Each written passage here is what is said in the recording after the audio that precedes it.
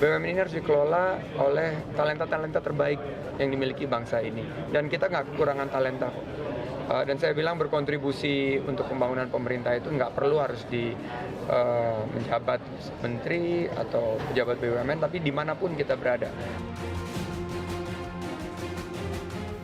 Harusnya beliau ini menjadi advisor bagi BUMN secara keseluruhan tentang bagaimana caranya BUMN itu menguasai pasar dunia. Harusnya ke situ dia diminta nasihatnya gitu. Jadi kalau mereka berteman itu, ya Erik jangan taruh dia di bawah, tapi taruh dia sebagai advisor tentang bagaimana BUMN itu masuk ke pasar global, karena Pak Sandi kan juga punya akses untuk main di market yang lebih besar.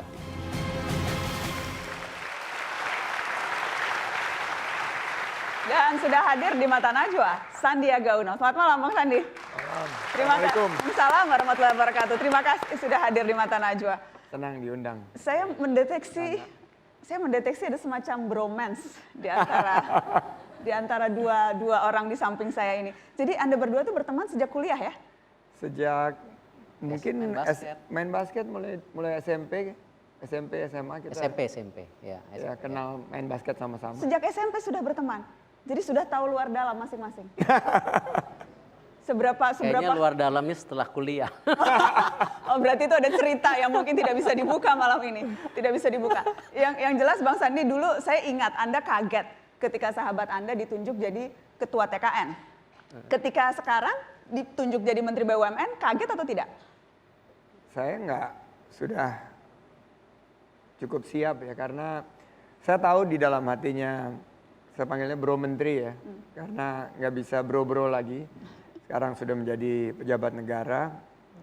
Bro Menteri ini kalau dibuka, dibelah dadanya sama seperti sebelum-sebelumnya, orangnya nggak berubah. Inginnya ada di luar pemerintahan, di luar politik, tapi sekarang kan tugas negara. Jadi ini tugas yang sudah diamanahkan kepada beliau, jadi saya selamat kepada Erik mengemban amanah. Dan pada titik ini ya ini adalah pengabdian kepada negara. Jadi udah nggak bisa bilang enggak lagi, karena ini adalah beban yang sudah diberikan kepada Erik, dan saya Tapi cocok tidak? Cocok mengemban posisi ini menurut Anda yang sudah kenal sejak SMP? Saya melihat bahwa tentunya dari karakter, kapasitas, integritasnya, passion, energi, dari segi intelijennya, tentunya dia berulang kali bicara mengenai akhlak. Pak Erik ini punya satu track record yang jelas di dunia usaha. Punya juga track record yang jelas membangun satu tim yang bisa menjadi world class company. Dia sudah melakukan banyak aktivitas bisnis, bukan hanya dalam negeri tapi di luar negeri. Tapi ini BUMN loh bro. Jadi ini aset negara. Kita bicara mengenai Undang-Undang Dasar 1945 pasal 33. Ini bukan simple portfolio management. Ini adalah bagaimana mengelola portfolio itu untuk kemaslahatan bangsa dan negara. Dan ini yang sama-sama kita berangkatkan dari dunia usaha. Waktu itu kita kelola, kalau rugi ya rugi uang kita sendiri. Kalau sekarang rugi uang kita, uang saya mas, uang rakyat. Iya, uang 270 juta rakyat Indonesia. Jadi ini beban yang luar biasa berat. Dan menurut saya kita patut untuk memberikan support, memberikan advice, dan... Tapi Anda tetap akan mengkritik dong? Oh banget. Boleh nggak saya minta banget. Kritikan paling pedas untuk Erick Thohir sekarang? Baru 2 bulan sih, bahkan ada gebrakan-gebrakan. Tolonglah dikritik sedikit nih, banyak juga boleh. Baru 2 bulan, jadi nggak fair juga untuk mengkritik. Tapi gebrakannya pencitraan aja atau menuju jalan yang benar? Enggak, saya sih kenal dia udah lama lah. Dia tuh orang yang nggak terlalu pencitraan lah. Nggak terlalu. Dikit aja. Tapi ya, yang saya kaget tadi saya ngeliat, ini udah politisi. Bener kan? Iya. Ngomongnya kan? Bicaranya canggih banget gitu loh. Bicaranya saya kaget. Erik yang saya kenal tuh lebih ya patah-patah gitu loh. Sekarang pinter berdansa dia. Jadi... Tapi saya mengkritisi kebijakan BUMN secara menyeluruh. BUMN itu benteng perekonomian bangsa. Dan saya kritik kebijakan karena ini kan terms kedua dari Bapak Presiden Jokowi. Saya kritik kebijakan yang melakukan satu crowding out atau dominasi daripada BUMN ini sehingga mengambil porsi-porsi yang sebetulnya bisa dikerjakan bersama-sama dengan pihak swasta dalam konsep Indonesia Incorporated. Oke. Saya juga mengkritik sinergi BUMN itu yang dikemas akhirnya mengelabui beberapa proses-proses governance. Akhirnya, oh ini sinergi BUMN ternyata ada kong kali kong di belakang situ. Saya mengkritisi juga dividend payout ratio dari beberapa BUMN yang kunci, padahal tugas-tugas BUMN itu belum terpenuhi. Misalnya, kita mengejar Pertamina untuk membayar dividen begitu banyak. Ya. Tapi padahal kan tugasnya dia ini bagaimana menyediakan energi kepada bangsa dan negara dengan harga yang terjangkau bagi terutama masyarakat menengah ke bawah itu belum optimal. Oke. Sama juga dengan PLN. Jadi saya mengkritisi juga bahwa ada crowding out, ada pengambil alihan dominasi dari BUMN terhadap produk-produk maupun proyek-proyek yang sebetulnya bisa dikerjakan oleh pihak swasta dunia usaha malah oleh UMKM. Oke. Saya juga mengkritisi bahwa Mas Andi, boleh ditahan dulu? Katanya suruh kritik. Iya, tapi saya mau kasih kesempatan jawab dulu. Karena malam masih panjang dan kita akan membahas satu persatu kritisi itu. Tapi tadi belum dijawab. Jadi sesungguhnya, apakah memang pernah ada tawaran dan kemudian Anda ditolak? Atau tidak pernah ada tawaran itu? Biar jelas malam ini. Baru abis ini mau nawarin. Jadi, oh begitu ya? Jadi di meja mata Najwa menjadi saksi ketika Mas Menteri menawarkan. Apa yang ditawarkan? Saya jadi agennya Mas. Apa jelas dulu, yang ditawarkan apa nih? Kayak pemain bola. Apa biar jelas? Yang Salah ditawarkan? satu expertise dari Sandi kan di keuangan. Saya rasa ke depan bagaimana saya juga bisa dapat advice mengenai dana pensiun. Yang mungkin ini akan menjadi suatu challenge yang sangat berat ke depan. Karena kembali sistem pengelolaannya yang menurut saya belum baik. Dan kenapa cocok Mas Sandi di sana? Ya karena kalau soal keuangan Sandi jauh lebih expert dari saya. Kalau saya sebenarnya lebih orang operasional. Karena itu saya terima kasih saya didampingi 2 wamen yang backgroundnya bankers dua-duanya. Dan itu menjadi pilihan karena tanpa didampingin 2 wamen yang capable juga saya nggak akan punya tim yang baik. Menarik tidak tawarannya Mas Sandi? Kok udah langsung salaman?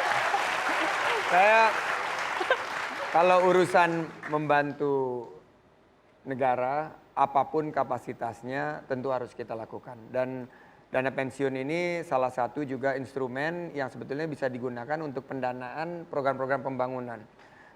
Tapi saya selalu sampaikan ke Bro Menteri ini bahwa BUMN itu harus bebas dari kepentingan politik, harus bebas dari benturan kepentingan. Saya kan pakai baju dan saya nggak mau trying to be cute gitu, mau ngumpet-ngumpet. Sebetulnya saya ini politisi, saya wakil ketua Dewan Pembina Gerindra. Jadi selama posisi saya memberikan advice dari segi pengetahuan saya di bidang keuangan, bagaimana pengelolaan, tapi kan keputusan akhirnya juga akhirnya akan dijalankan oleh Mas Menteri sendiri, itu tentunya saya akan dengan senang hati memberikan. Karena tidak ada satu kebahagiaan selain memberikan kontribusi kepada bangsa dan negara. Tapi karena posisi sebagai politisi. Jadi Mas Erick terlalu cepat tadi salamannya, ditolak kok. Udah lama nggak ketemu, jadi silaturahim. Tapi yang jelas memang siapa lagi kalangan profesional yang memang Anda sedang dekati? Karena, dan susah tidak sih mencarinya? Apakah misalnya ada trauma?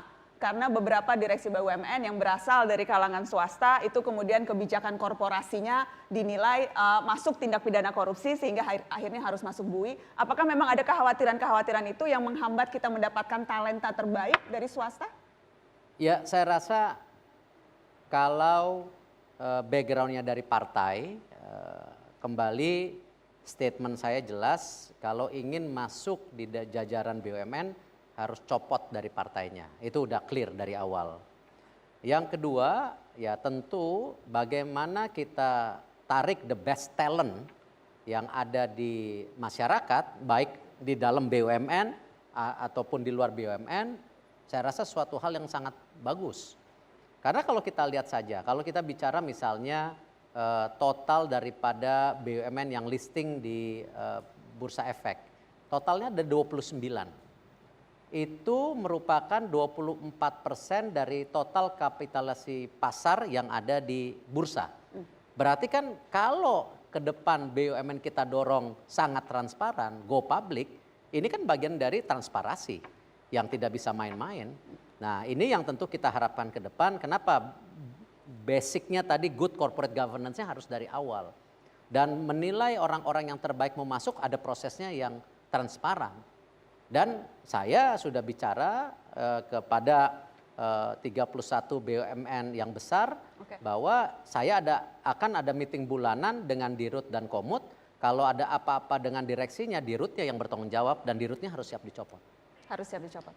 Itu akan menjadi salah satu cara atau masih ada yang kurang menurut Anda, Mas Sandi? Itu best practice sebetulnya apa yang disampaikan oleh Bro Menteri ini adalah bahwa the buck stops di mana gitu. Jadi tanggung jawabnya berhenti di mana? Tanggung jawab berhenti di Dirut dan Komut. Dan menurut saya banyak sebetulnya PR-PR BUMN. Misalnya kita menghadapi susahnya mencari lapangan kerja, ini banyak anak-anak muda mencari lapangan kerja, mestinya BUMN bisa menjadi salah satu agent untuk penciptaan lapangan kerja. Bagaimana deindustrialisasi ini kan terus menurun, terus terjadi gitu. Sekarang sudah di bawah 20%. Mungkin BUMN di era kedua Pak Presiden Jokowi ini bisa menjadi agent of change juga untuk mengubah trajektori daripada deindustrialisasi ini menjadi lebih banyak lagi investasi di industri. Nah, berkaitan dengan harga-harga bahan pokok misalnya. Kita lihat peran BUMN bagaimana menjaga stabilitas harga-harga bahan pokok, baik itu harga energi, harga kebutuhan dasar, listrik dan lain sebagainya itu bisa dijalankan. Nah, di sini adalah tugas-tugas yang sebetulnya sudah diamanahkan oleh undang-undang. Mencari talenta terbaik itu sebetulnya itu adalah mungkin tugas yang sangat krusial, sangat penting buat BUMN ini karena kita nggak kekurangan, talenta kita cukup banyak gitu. Tapi bagaimana yang mencari seperti tadi dibilang punya akhlak, punya integritas, punya passion, energi dan punya kecerdasan dan loyalitas ini yang harus dilakukan secara prinsip. Oke. Bang Sandi, sebelum Mata Najwa, saya sempat menonton ulang debat kampanye ketika Anda dulu bertanya ke Pak Jokowi soal BUMN. Dan ada yang menarik pernyataan Anda di sana ketika Anda, dan saya akan tanyakan lagi, apakah sudah berubah pendapat Anda soal BUMN kita ketika Anda bilang bahwa BUMN dipolitisasi demi kepentingan penguasa? Dijawab setelah pariwara, tetap di Mata Najwa.